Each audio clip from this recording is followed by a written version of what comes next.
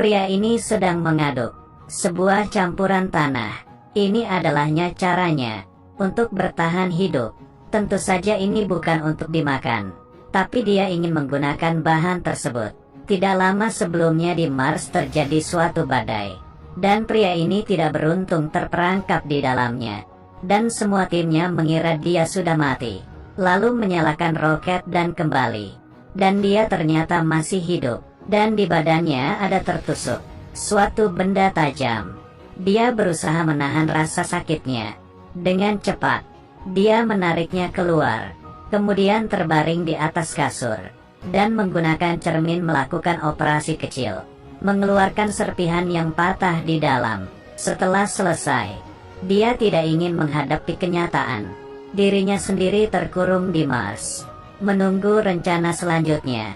Setidaknya harus menunggu 4 tahun. Dan dia harus mencari cara untuk bertahan hidup. Dia mulai merapikan barang-barang yang tersisa. Makanan untuk 6 orang. Hanya cukup untuk dirinya bertahan selama 400 hari. Tapi untungnya dia menemukan sebungkus kentang, dan menemukan pupuk yang ditinggalkan temannya. Kentang dicampur dengan pupuk. Dia mulai membuat atap plastik yang mudah. Kemudian mengambil tanah dari Mars. Kemudian menumpahkannya ke lahan yang dibuatnya, dan menggunakan sekop membuatkan garis. Kemudian pupuk dicampur dengan air, dan mengubahnya menjadi tempat bertanam. Dia mengeluarkan 1 sendok pupuk, dan memasukkannya ke dalam tanah. Lalu di atasnya diletakkan potongan kentang, lalu menambahkan air. Menunggu beberapa waktu, sudah bisa mendapatkan hasil panennya, yaitu kentang kecil. Tapi airnya yang sedikit sama sekali tidak cukup. Tapi untungnya dia mengerti kimia. Jadi dia membuat sendiri alat yang sederhana. Ia mencoba mengekstrak hidrogen, lalu dibakar. Dengan begitu bisa mendapatkan air. Dia berhasil. Tapi saat itu tiba-tiba terjadi ledakan. Hidrogen yang dikeluarkan membuat terjadinya kebakaran. Kedua kalinya dia menggunakan pelindung. Dengan pengalaman dan ajaran sebelumnya, dengan cepat dia sudah menyelesaikan alatnya. Setelah semalaman dia kembali ke lahannya, dan memegangi pembatasnya, dan benar-benar basah. Selanjutnya, dia tiap hari melakukan sesuatu di dalam lahannya.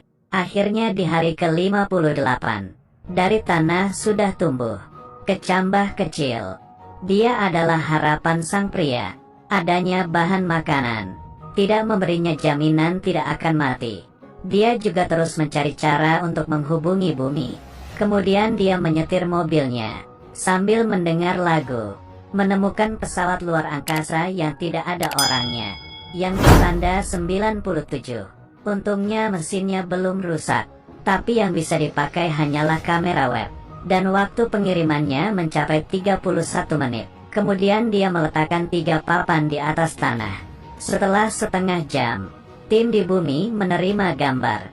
Lalu kamera web membalas iya. Dia akhirnya bisa berkomunikasi dengan tim di bumi.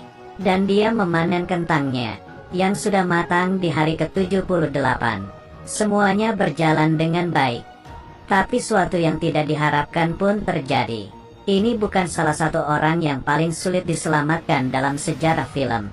Sendirian di planet Mars. Menanam 500 lebih kentang, mengetahui 700 cara memakan kentang.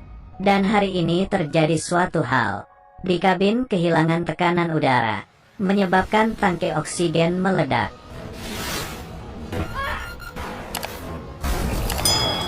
Pakaian luar angkasa sang pria juga menjadi bolong. Oksigen mengalir keluar, dan suara peringatan terus berbunyi. Dia segera menggunakan selotip untuk menutupi lubangnya. Untungnya tidak apa-apa, tapi kentang di dalam lahannya sudah tidak terselamatkan. Di saat terjadi peledakan, semua tanamannya mati, dan makanan yang tersisa hanya cukup untuk hidup selama 200 hari.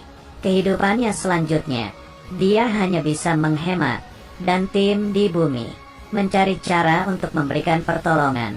Roket yang penuh dengan bahan telah bersiap untuk terbang. Ini adalah pengiriman yang sangat jauh dalam sejarah. Tapi di langit roket tersebut meledak. membuat semua orang tak berdaya. Haruskah dia selamanya tinggal di Mars? Tentu saja tidak.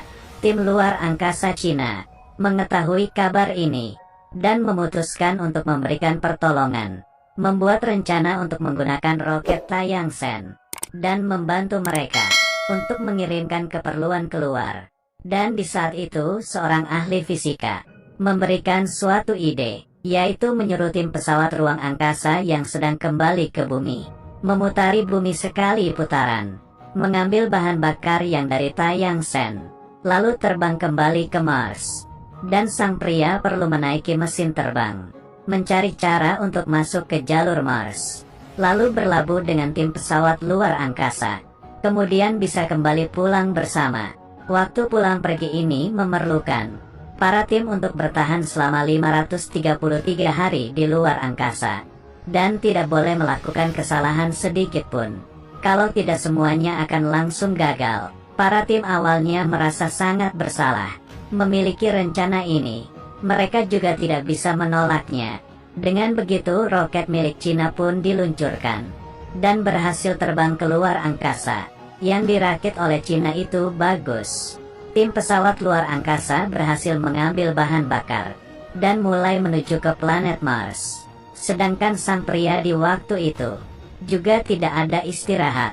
Dia mulai melakukan sesuatu pada mobilnya, yaitu membuat sebuah lubang, lalu mencari cara untuk meletakkan semua keperluannya.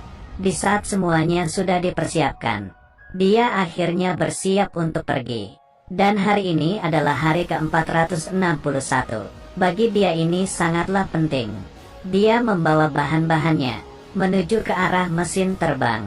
Ini adalah harapan terakhirnya. Di pertengahan jalan dia sambil mengisi ulang baterai sambil beristirahat, lalu melanjutkan perjalanan. Akhirnya di hari 538, dia menemukan mesin terbang. Tapi untuk keluar dari planet masih belum cukup. Ini adalah pria paling kuat yang pernah kulihat. Sendirian di planet Mars. Hidup selama 500 hari. Mesin terbang di depannya. Sekarang dia mengurangi beban dalam mesin terbang agar dia bisa terbang. Dia melepaskan bagian kursi, lalu membuka atapnya. Semua yang bisa dibuang akan dibuang. Kemudian dia menutupinya dengan parasut. Dalam sejarah ini pertama kalinya, parasut diletakkan di atap mesin terbang, menunggu tim datang menjemputnya. Dia makan dulu di planet Mars, kemudian meninggalkan sebuah surat dan menepuknya karena sudah menemaninya selama 500 hari ini. Dia jalan mendekati mesin terbang. Rambutnya yang tidak berubah selama 100 hari juga dirapikannya kembali. Duduk di atas mesin terbang, dia tidak tahan lagi pun menangis. Kemudian dinyalakan. Mesin itu pun melaju ke langit, menuju keluar angkasa dengan kecepatan tinggi. Kemudian pria itu pingsan, dan mesin terbang bersama pesawat tim dengan kecepatan sama, 42 meter per detik. Dengan kecepatan ini mereka tidak akan bisa bertemu. Saat itu ketua tim terpikirkan suatu ide. Dia menutup pintu udara, lalu menggunakan bom untuk melepaskan pintu udara. Terdengar suara ledakan. Gas di tangki dievakuasi seketika. Gas-gas ini membentuk dorongan terbalik, memaksa pesawat ruang angkasa untuk melambat. Kemudian kapten menggantung tali dan bertemu dengan sang pria. Tapi panjang tali ada batasnya. Mereka masih ada tersisa beberapa jarak. Dan di saat itu sang pria membuka pakaiannya agar udara keluar dan mendorongnya. Dia bergerak di luar angkasa, berusaha keras mengendalikannya, tapi mereka masih gagal untuk saling berpegangan. Untungnya dia menarik talinya. Kepala tim pun juga tidak berhentinya mendekat, berputar berkali-kali di luar angkasa. Pada akhirnya berhasil menangkapnya. Rencana pertolongan pun berhasil. Orang-orang di bumi pun bersorak gembira. Beberapa tahun kemudian, sang pria menyadari kecambah kentang di kakinya. Hai teman. Dia juga menjadi profesor luar angkasa yang luar biasa, menarik perhatian para generasi muda untuk terus semangat dan pantang menyerah, tidak berhentinya menemukan suatu masalah, lalu mencari cara untuk menyelesaikannya. Saat menghadapi kesusahan janganlah kabur, tapi harus menghadapinya. Menghadapi gagal bukannya marah atau menyerah. Selangkah demi selangkah. Mungkin saja, kamu juga bisa kembali pulang dari planet Mars.